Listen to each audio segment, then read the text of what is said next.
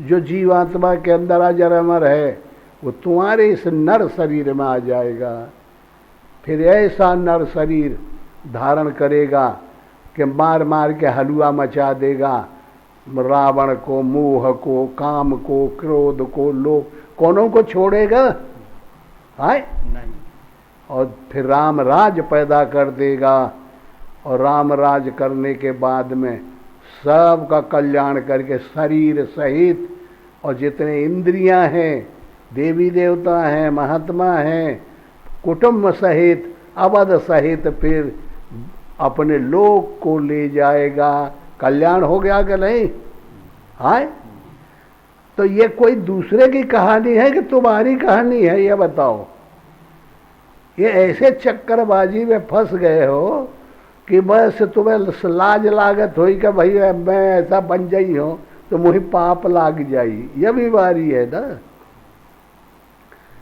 हाँ, ये बाहर के लोगों ने भ्रमवश आजकल गलत सलत बता बता के लोगों ने ऐसा भर दिया है कि मैं तो अल्पज्ञ हूँ, पापो हम पाप करता, हम पाप में हैं, पाप ही हम करते हैं। बता भगवान कभी हो सकते हैं? और यहाँ डायरेक्ट प्रमोशन हो रहा है, रैपिड प्रमोशन हो रहा है। आए तो ये अकबकाई खाए लेती है हम लोगों को, ये उसमें विश्वास नहीं जाने देती। ये पहले से हमारे अंग प्रत्यंग में हमारे माता पिताओं ने यह रूप भर दिया गया है।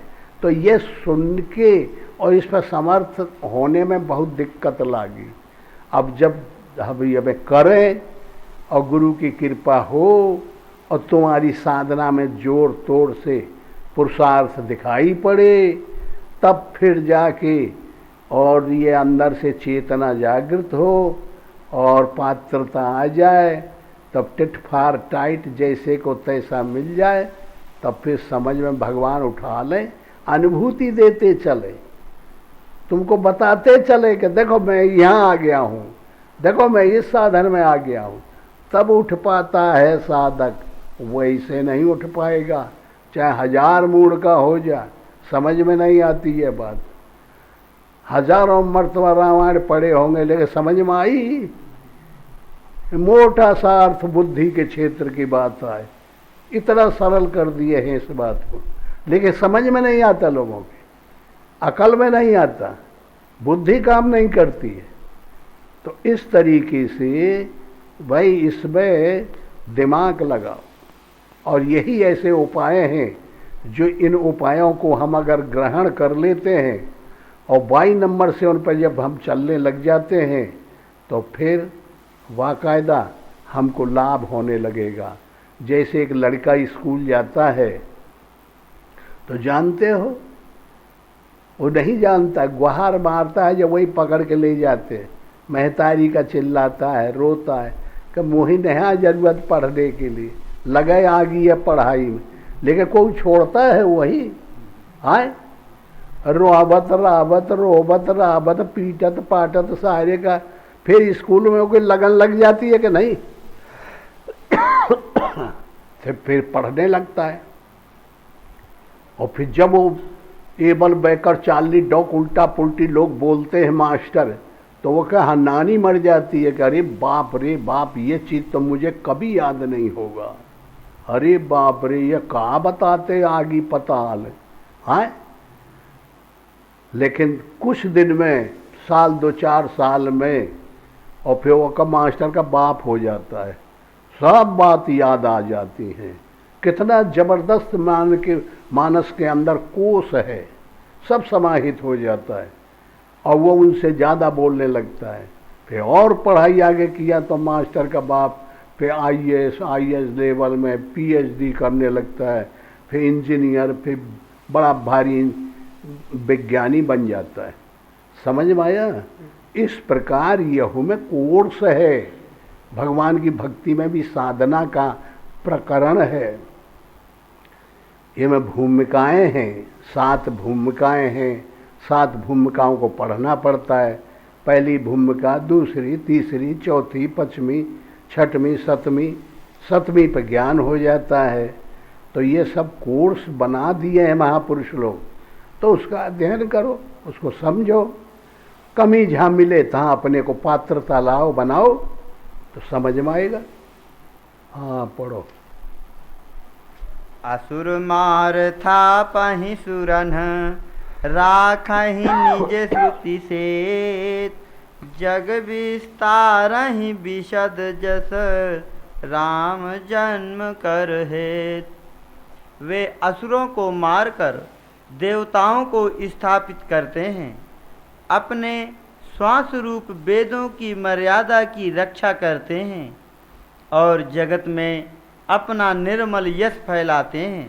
अब बताइए कि एक चौपाई में ही बोध करा दिया है। असुर मारे, जो दानव लोग हैं, जो हमारे अंदर हमको परेशान कर रहे हैं, अशांत कर रहे हैं, नरक में ले जाने का उपाय कर रहे हैं। काम है, क्रोध है, लोभ है, मोह है, मद है। समझ में आया? ये असुर हैं। ये सुर कहते हैं देवताओं को जो सूरत पकड़ के परमात्मा की तरफ जाते हैं। असुर कहते हैं जो विपरीत चलने वाले हैं, परमात्मा के खिलाफ चलने वाले। ये हमारे अंदर घुन लग गए हैं, ये मानव समाज में घुन लग गया है, हर तन में लगे हुए हैं, ये मारे डाल रहे हैं। तो भगवान का काम क्या है कि असुर मारे, इन दुर्गुणों को मारना। असुर मारे थापई सुरन, इनकी जगह पे और देवताओं को दे देते हैं, उनको बैठा देते हैं। असुर मारी थापई सुरन, राखई निज श्रुत सेतु, और अपना निजी बनाया हुआ कॉन्स्टिट्यूशन, निजी बनाया हुआ संविधान, उसकी इज्जत करना चाहते हैं, उसकी प्रथा परंपरा डालना चाहते हैं, उन पर चलाना चाहते हैं समाज को। वो सही मार्ग है, सही रास्ता है। निज श्रुत राखें से तो इस तरीके से परंपराएं और सबको निभाते हुए, तो यही चीज़ जो है, आए भगवान राम पैदा हुए, पैदा होकर के गए। विभीषण जीव आत्मा है, आए गए कहीं नहीं। तुम्हारे हृदय में भजन करना है और इन काम क्रोध लोभ जो तुम्हें अशांत किए हुए, इनको मारना है। यही भगवान का अवतरण है। और जब ये खाली हो जाएंगे तो तुम्हारे अंदर ज्ञान रूप राम, विवेक रूप लक्ष्मण, भाव भरत, सत्संग शत्रुघ्न, ये शरीर रूपी अवध में आ जाएंगे। दसों इंद्रियां, अनुगत चेतन का प्रतिबिंब दशरथ और भक्ति रूपी कौशल्या, इनके यहाँ ये मिल जाएंगे। ये तुम्हारे शरीर ही के तत्व हैं, ये सद्गुण हैं। जब आ जाएंगे तब फिर वो चेतन का प्रतिबिंब राम, जो सबका मूल कारण है और बुरे और भले सबको वो जानते हैं। जिसको चाहे तिसे मिटावे, जिसको चाहे तिसे रख ले, ये प्रक्रिया उनके हाथ में है। वीटो और विल पावर है उनके पास। तो ऐसा जो परमात्मा है उसको तुम अपने हृदय में लाओ, और इन जो रद्दी किस्म की बातें हैं, विषयी किस्म की बातें हैं और तुम्हारी अधोगति ले जाने वाले साथी हैं, इनका विनाश करो। इतना ही काम है। इसलिए वो जो मूल कारण निर्गुण, निरंजन, निराकार, सर्वत्र व्यापक, वो इस प्रकार साधना करके मनु है। मनु में जो सत्ता आए, शक्ति है, वो सतरूपा है। फिर ये शरीर अनुगत चेतन का प्रेम दशरथ है। वही विचार इंद्रियों में बुरे विचार हट जाएं, अच्छे विचार आ जाएं तो दशरथ। और फिर जो कुशल हो जाए साधना में तो कौशल्या, कर्तव्य केकई, सुमति सुमित्रा। फिर ईश्वर में हमारी सूरत लग गई मेमोरी, तो सूरत लग गई, श्रृंगी ऋषि आ गए। फिर जानना ईश्वर को यज्ञ शुरू हो गया। तब फिर ज्ञान रूपी राम आपके हृदय में पैदा होंगे। जब पैदा होंगे तो फिर ये मोह जाल और ये काम जाल क्रोध जाल ये का सब का मार के और सब चले जाएंगे, शांति कर जाएंगे, कल्याण कर जाएंगे, ये शरीर का उद्धार कर देंगे। इस प्रकार यही भ्रम सबको सताता रहता है। पार्वती को सताया, समझे, गरुड़ को सताया और तमाम लोगों को सताता है। और यही के दुख के मारे भागे भागे गुरुओं के यहाँ जाते हैं। अंधकार को ही हटाने के लिए ये जीवात्मा प्रयत्न करता है। यही तो था विभीषण। विभीषण कहते हैं जीवात्मा को, ये शरीर जो है बॉडी है, बपुस ब्रह्मांड है, आसक्ति जो तुम्हारे शरीर है इसमें आसक्ति लंका है, मोह रावण है, क्रोध काम क्रोध जो है कुंभकर्ण है, काम मेघनाद है, लोभ नारायणतक है। ये दुश्मन हैं, इनको तुम वहाँ कहाँ देखने चले जाते हो? ये तुम्हारे पास सब कुछ है, सब प्रक्रिया एक जगह हो रही है ऐसी। अब क्या कहते हैं कि एक राम ने, भगवान जो अनाद अलख अविनाशी है, उसने जो नर तन धरा था, जो मनुष्य कल्याण के लिए आए थे, अवतारित हुआ था, और का एक कारण बता रहे हैं। कौन कारण बताए?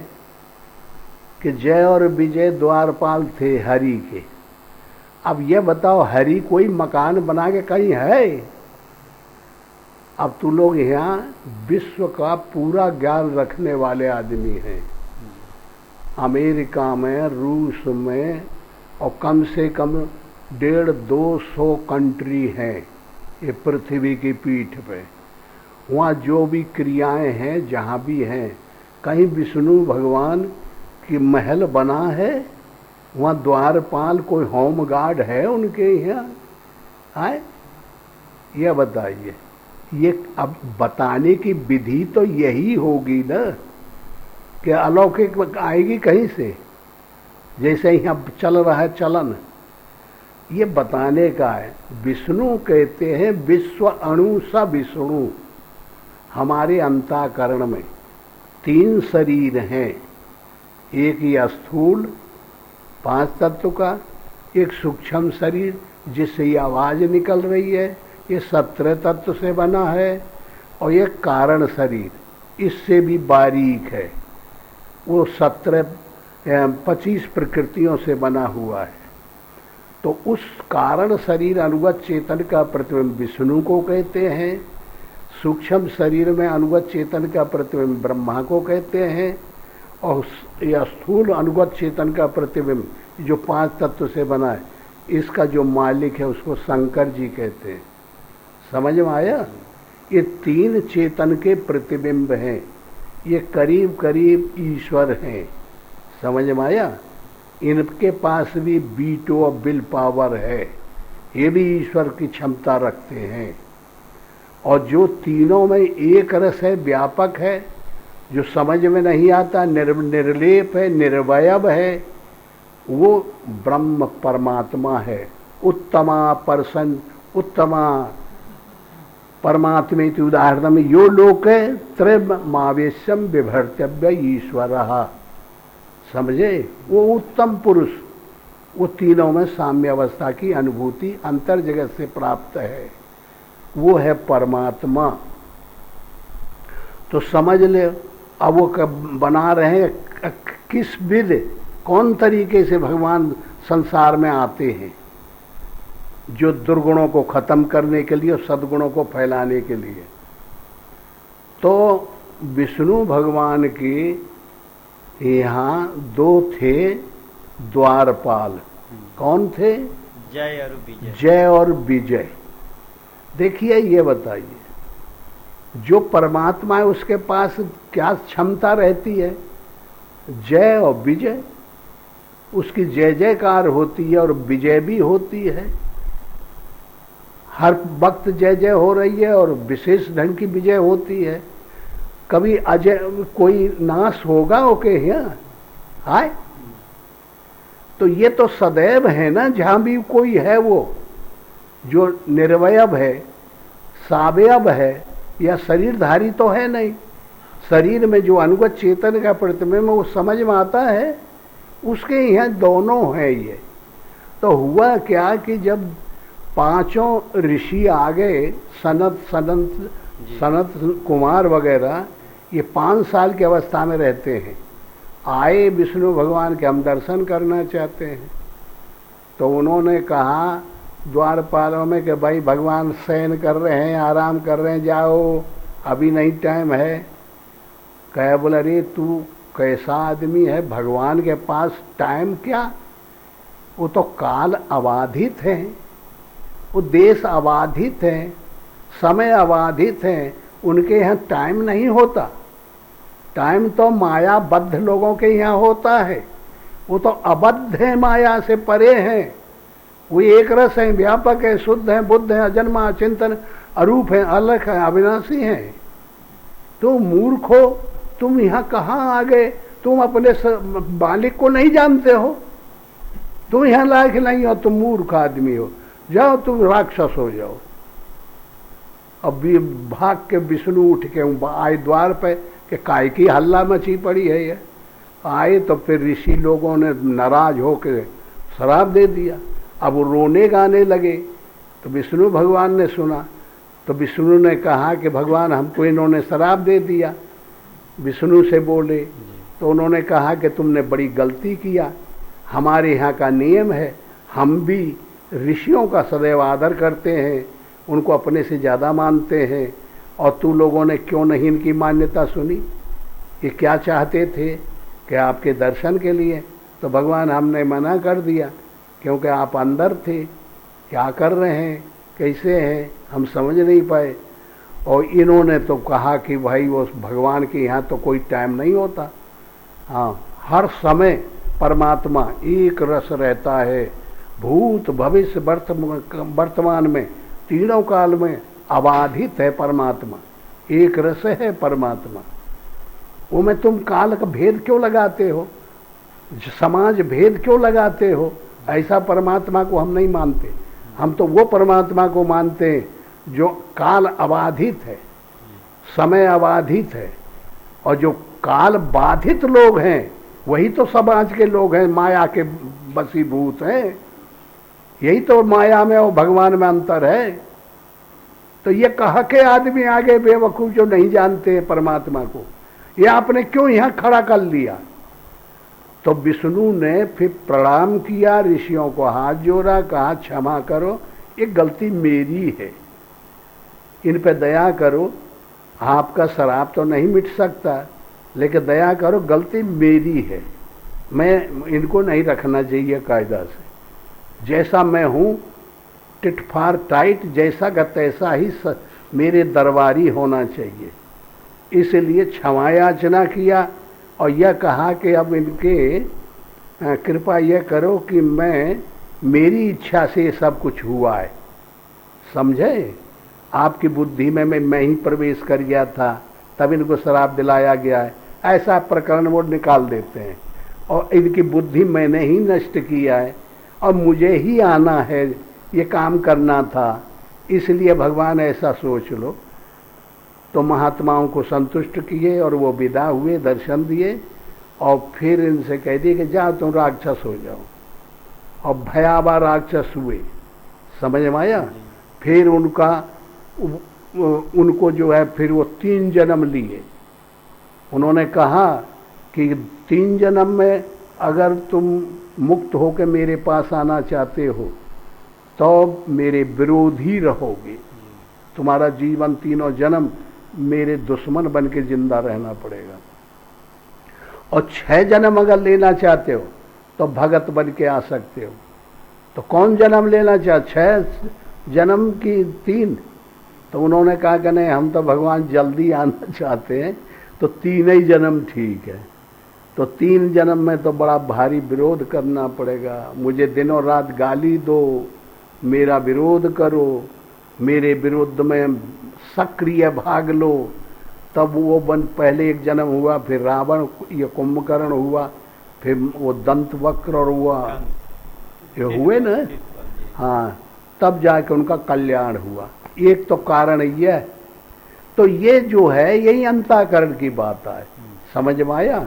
जहाँ अंतःकरण में हमारी कुनीतियाँ आ गई, शरीर में गलत सिद्धांत को हमने व्यापक रूप दे दिया और उस पर चलने लगे, ताही अंदर से परमात्मा अविश्रापित कर देता है और मंच गुरु बाहर से आके ये सब प्रक्रियाएं हो जाती हैं।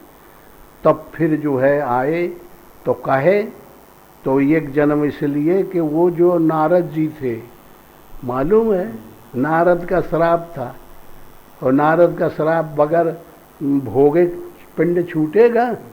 तो नारद के दुर्दशा किए थे राम, क्या किए थे, एक बनावटी नगर बनाया गया और फिर उसमें जो है तो एक लड़की तैयार किए, एक पता नहीं शील निधि राजा तैयार हुआ और वह नगर में जो है स्वयंवर रचा गया और वह में नारद को बेवकूफ़ बनाया गया।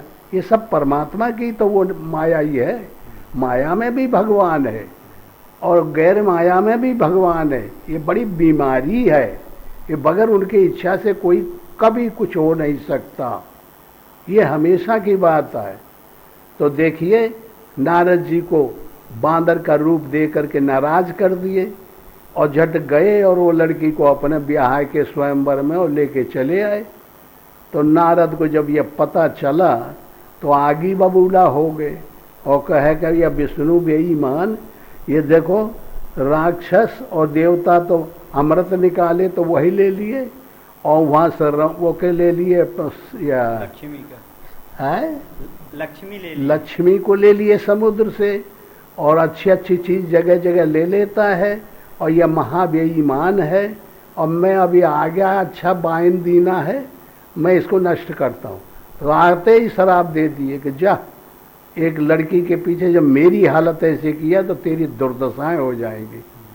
तो देखिए एक अपने ही भगत के कारण को लेके और भगवान नाचते रोते गाते यहाँ घूमते फिरे, ये सब कारण बताते हैं।